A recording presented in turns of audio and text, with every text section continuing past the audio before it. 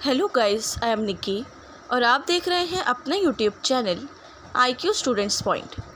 So guys, recently मैंने आप लोगों को political science honours second semester के एक मेन सब्जेक्ट जो पब्लिक एडमिनिस्ट्रेशन था उसका सिलेबस इंग्लिश और हिंदी दोनों में बताया था। और लास्ट में मैंने आपको उसकी बेस्ट रेफरेंस भी बताया था बुक का कि कौन सी बुक आपको बेस्ट रह सकती है और इन फ्यूचर भी आपको आपके किसी कोर्स में काम आ सकती है।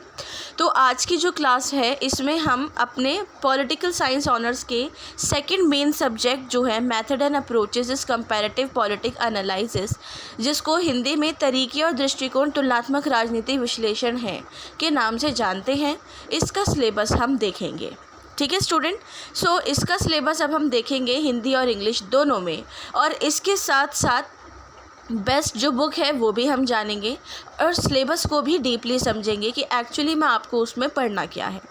सो सबसे पहली यूनिट हमारी आती है अंडरस्टैंडिंग कंपैरेटिव पॉलिटिक्स, जिसमें आपको तुलनात्मक राजनीति को समझना है।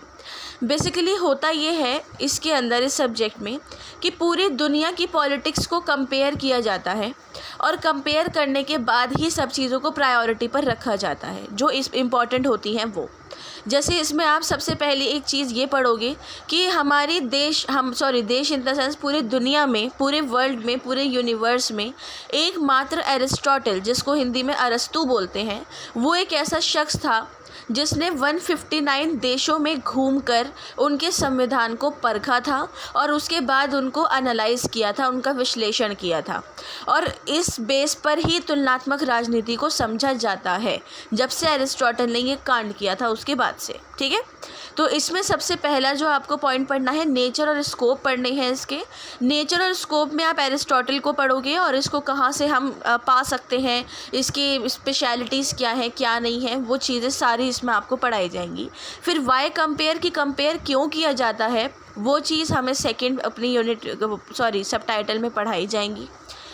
थर्ड यूनिट है थर्ड पार्ट है फर्स्ट यूनिट का, understanding comparative methods, how to compare countries, large small single country studies. ठीक है, तो आखिर ये जो लास्ट थर्ड आपका दिखा रहे हैं, ये कह रहे हैं कि हमें कंपेयर करना है कंट्रीज़ को, बड़ी कंट्री को, छोटी को और उससे छोटी कंट्रीज़ को।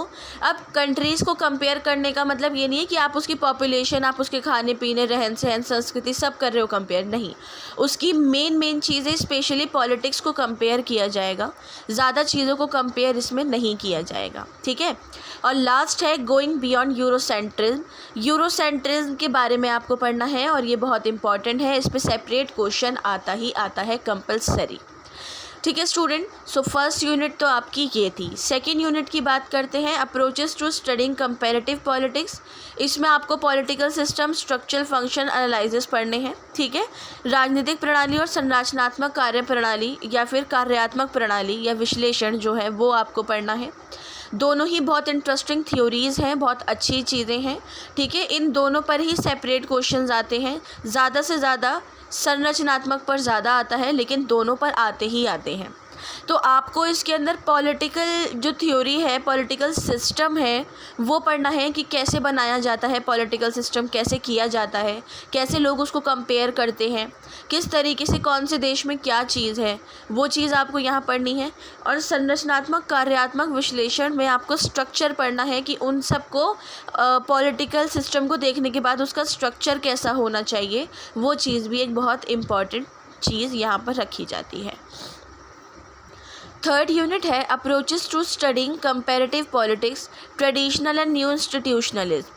ठीक है, आपको यहाँ पर अप्रोच पढ़नी है जो आपने पीछे पढ़ी है पॉलिटिकल सिस्टम वगैरह। उसके अलावा यहाँ पर सबसे पहले आपको पढ़नी है परंपरागत वाली और उसके बाद है नव संस्थागत वाली।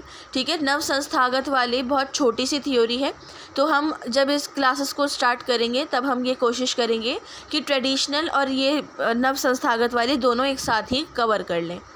ठीक है, आगे देखते हैं।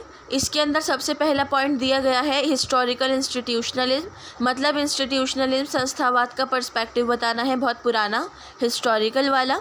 उसके अलावा रैशनल चॉइस थ्योरी, तर्कसंगत विकल्प सिद्धांत बताने हैं। फिर सोशियोलॉजिकल इंस्टीट्यूशनलिज्म, समाज शास्त्रीय संस्थावाद को डिस्क्राइब करना है। ये बहुत इंपॉर्टेंट टॉपिक है तीनों, ठीक है। तीनों इंपॉर्टेंट टॉपिक इसलिए हैं क्योंकि इन पे मिलाकर भी क्वेश्चन आ जाता है और सेपरेट क्वेश्चन भी आ जाता है, इस वजह से। आगे बात करते हैं यूनिट 4 की, approaches to studying comparative politics, political culture, ठीक है। इसके अंदर पॉलिटिकल कल्चर को पढ़ना है कि पॉलिटिकल कल्चर कैसा होता है। बेसिकली गवर्नमेंट के बारे में ही इसमें आपको पढ़ाया जाएगा। कोई ऐसा मसला नहीं है कि आप इसको समझो कि मैम इसमें पता नहीं क्या पढ़ना है क्या नहीं करना, ऐसी कोई बात नहीं है, ठीक है। और इसका फर्स्ट पॉइंट है सिविक कल्चर, सिडनी वर्बा का। नागरिक संस्कृति पढ़नी है सिडनी वर्बा की। इसके अलावा सब कल्चर डेनिस कवांगा का पढ़ना है। हेजेमनी पढ़नी है, पोस्ट मटेरियलिज्म पढ़ना है, सोशल कैपिटल पढ़ना है आरपुत नाम का, ठीक है। तो ये सारे इन्होंने अलग अलग डिस्क्राइब कर दिए, दिखा दिए हैं कि आपको ये सारी चीज़ें इनकी पढ़नी है और ये सारी इंपॉर्टेंट है। इनमें से कोई दो पर भी क्वेश्चन एक साथ आ जाता है, कोई एक पर भी क्वेश्चन एक साथ आ जाता है, कैसे भी आ जाता है। तो वो किस तरीके से आएगा, क्या होगा, वो तो हम इम्पॉर्टेंट क्वेश्चन सीरीज़ में देख ही लेंगे, कोई घबराने वाली बात नहीं है। 5th यूनिट कहती है approaches to studying comparative politics economy. अब हमें पॉलिटिक्स की इकोनॉमी पर ध्यान देना है, हमें बहुत ज़्यादा फोकस करना है इस चीज़ पर, ठीक है, ठीक है। ये कह रहे हैं पॉलिटिकल इकोनॉमी कैसी होनी चाहिए, क्या होनी चाहिए, क्यों होनी चाहिए, सब चीज़ों को ध्यान में रखो। इसके अलावा इसके अंदर जो फर्स्ट पॉइंट दिया गया है वो अंडर डेवलपमेंट दिया गया है। अंडर डेवलपमेंट को बहुत ध्यान से पढ़ना है। बेसिकली इसमें हमें जो विकासशील कंट्रीज़ हैं उनके बारे में पढ़ना है, डेवलपिंग कंट्रीज़। उसके बाद डिपेंडेंसी थ्योरी आएगी। डिपेंडेंसी थ्योरी बहुत इंपॉर्टेंट, मोस्ट इम्पॉर्टेंट, जिस पे कंपलसरी क्वेश्चन आएगा ही आएगा। मॉडर्नाइजेशन वर्ल्ड सिस्टम थ्योरी, विश्व प्रणाली सिद्धांत भी मोस्ट इम्पॉर्टेंट है स्टूडेंट। इस पे पिछले हर साल से क्वेश्चन आता है और इस बार भी ज़रूर आएगा, और डिपेंडेंसी थ्योरी पर भी ज़रूर आएगा, ठीक है। इसके अलावा मॉडर्नाइजेशन और अंडर डेवलपमेंट भी ज़रूरी हैं, लेकिन इन दोनों पे ज़्यादा क्वेश्चंस आते हैं, तो इसलिए इसको मैं ज़्यादा इम्पॉर्टेंट के वे में बता रही हूँ। तो इसके अंदर आपको ज़्यादा ऐसा कुछ भयानक नहीं पढ़ना, आप डरो कि मैम ये इंपॉर्टेंट है तो पता नहीं क्या पढ़ना होगा, क्या होगा क्या नहीं होगा, ऐसी कोई बात नहीं है, बहुत ईजी है, सब कुछ आसान रहेगा। उसके बाद है लास्ट आपकी यूनिट जेंडरिंग कंपैरेटिव पॉलिटिक्स। इसमें जेंडरिंग के बिहाफ पर कंपेयर करना है पॉलिटिक्स को, ठीक है।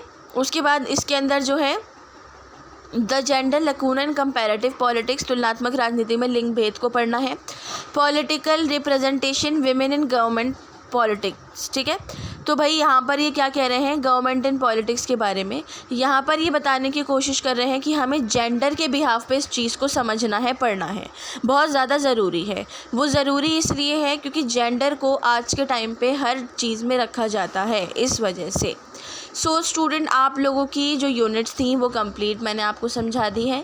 इसके लिए बेस्ट रेफरेंस तुलनात्मक राजनीति की नाम की, कंपैरेटिव पॉलिटिक्स नाम की बुक आती है तपन बिस्वाल की। तपन बिस्वाल की ये बुक बहुत अच्छी है, बहुत अच्छी लिखावट है, लिखावट इन द सेंस कि मतलब उसकी वर्डिंग्स बहुत ईजी हैं, सब कुछ है, वो आप परचेज़ कर सकते हैं। वो इन फ्यूचर आप किसी भी चीज़ की तैयारी करो, कुछ भी करो, वो आपके ज़रूर काम आएगी, ऐसा नहीं है कि वो काम नहीं आएगी, ठीक है।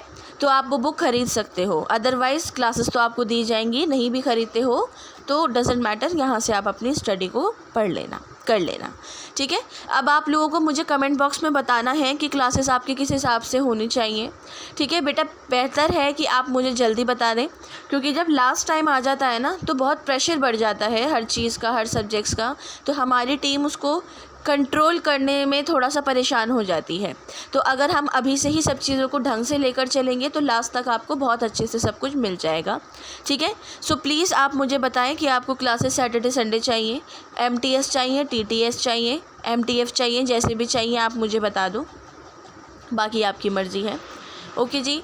सो आज की इस वीडियो के रिगार्डिंग कोई क्वेश्चन हो, डाउट हो या सजेशंस हो तो आप मुझसे कमेंट बॉक्स या टेलीग्राम चैनल पे बोल सकते हैं। अपने फ्रेंड्स एंड सिबलिंग्स के साथ इस वीडियो को शेयर कीजिए। So thanks for the watching and best of luck all.